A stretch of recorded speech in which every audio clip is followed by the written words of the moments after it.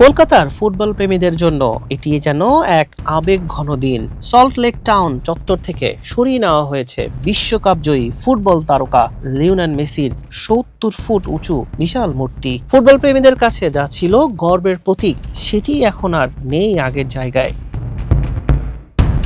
২০২৫ সালের ডিসেম্বরে মেসির ভারত সফরকে স্মরণীয় করে রাখতে জাঁকজমকপূর্ণ আয়োজনের মধ্যে দিয়ে উদ্বোধন করা হয়েছিল লিওনেল আন্দ্রেস মেসির মূর্তি। এটি মেসির গোল্ড ট্যুরের উপলক্ষে স্থাপন করা হয়েছিল। ট্রফি হাতে দাঁড়িয়ে থাকা এই বিশালাকার ভাস্কর্য খুব অল্প সময়ে কলকাতার অন্যতম আকর্ষণে পরিণত হয়েছিল। প্রতিদিন অসংখ্য মানুষ সেখানে ছবি তুলতে এবং প্রিয় ফুটবল তারকার প্রতি ভালোবাসা জানাতে ভিড় করতেন। তবে সম্প্রতি প্রবল ঝড়ো হাওয়া এবং প্রতিকূল আবহাওয়ার কারণে মূর্তিটি বিপজ্জনকভাবে দুলতে শুরু করে। এতে বড় ধরনের দুর্ঘটনার আশঙ্কা ছিল। স্থানীয় বাসিন্দা এবং পথচারীদের নিরাপত্তার কথা বিবেচনা করে দ্রুত এটি অপসারণের সিদ্ধান্ত নেয় কর্তৃপক্ষ।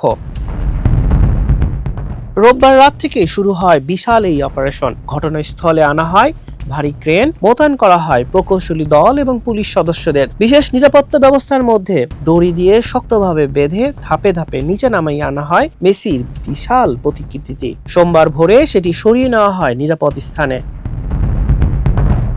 তবে এই অপসারণ ঘিরে রাজনৈতিক আলোচনা সমালোচনাও কম হচ্ছে না। মূর্তিটি নির্মাণ করেছিল শ্রীভূমি স্পোর্টস ক্লাব, যার প্রধান পৃষ্ঠপোষক ছিলেন তৎকালীন তৃণমূল নেতা সুজিত বসু।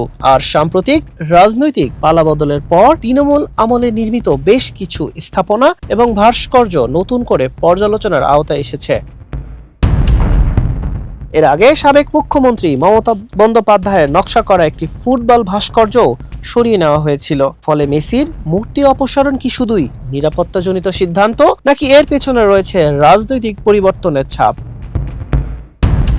কর্তৃপক্ষ বলছে জননিরাপত্তাই ছিল তাদের একমাত্র বিবেচনার বিষয়। তবে কলকাতার আকাশরেখা থেকে মেসির সেই বিশাল উপস্থিতি হারিয়ে যাওয়ায় ফুটবল প্রেমীদের মনে নেমে এসেছে বিষাদের ছায়া। ফুটবলের শহরে মেসির স্মৃতি রয়ে গেল, কিন্তু মূর্তিটি নয়।